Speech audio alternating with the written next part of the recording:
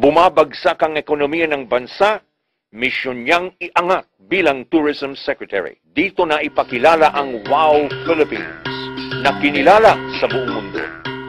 Nagpasok ng mahigit 2 milyong turista sa bansa. I'm happy because I think I've won. I think I'm winning. There's now beginning to be a change in the attitude towards tourism in this country. People are paying a little bit more respect to it, that they see a potential in it, that it can be a great source of livelihood and opportunities, as well as a great source of pride for our country. At ang makasaysayang lugar ng Intramuros, muling binuhay at naging sentro ng turismo sa bansa. Iba't ibang rehiyon, kultura, sining at mga destinasyon ang ibinida dito. Today, sa Intramuros, we see unity and diversity. Sari-saring kulay, sari-saring mga awit, sari-saring mga sayaw, sari-saring mga pagkain. At ang common denominator is that we want to show our best. Tourism means job. Mahigit 6 na milyon ang bumisita sa Intramuros. 4,000 trabaho ang nalikha at mahigit 100 milyong puhunan.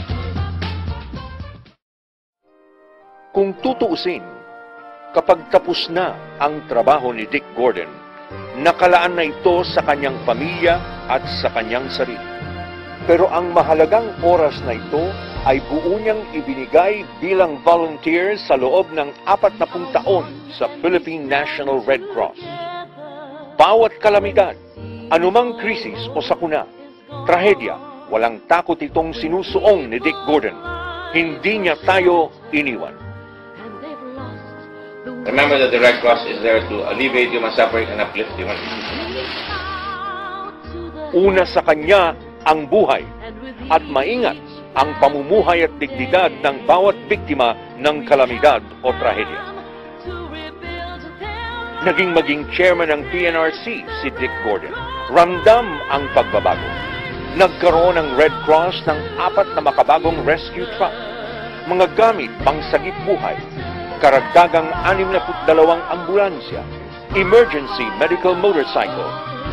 Ang mga biktima ng kalamidad ay nabigyan ng pagkakataong makabangon. Ito ay dahil sa mahigit 15,000 bahay na itinayo ng Red Cross sa Central Luzon, sa Iloilo, at maging sa Lanao del Norte, kung saan ang mga beneficiary ay biktima ng panununog ng tahanan ng umano'y mga bandido.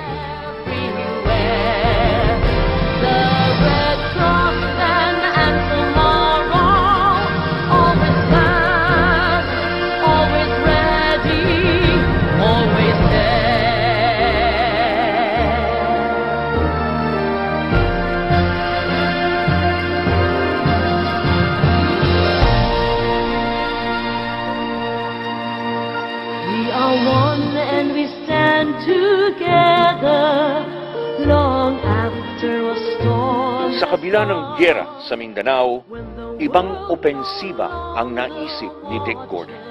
Itinaguyod niya ang kabuhayan ng mga kapatid na Muslim sa pamamagitan ng programang Fruits of Hope.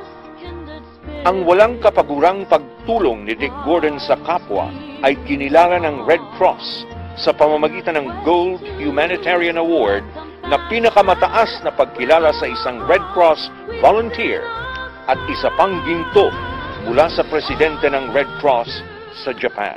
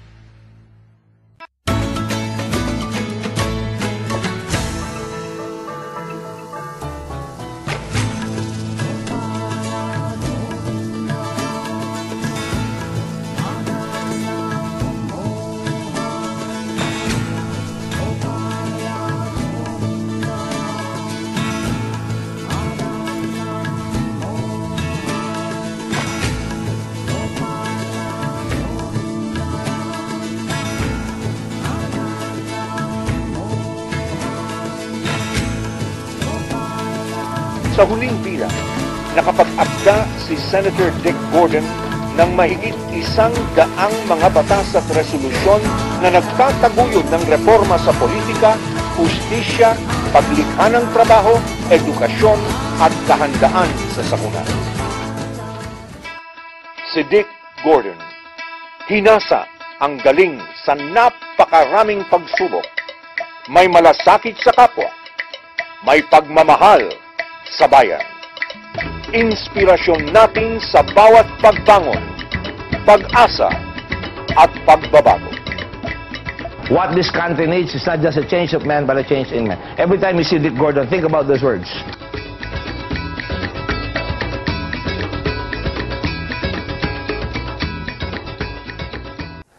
People have got to look at the record of people who are running.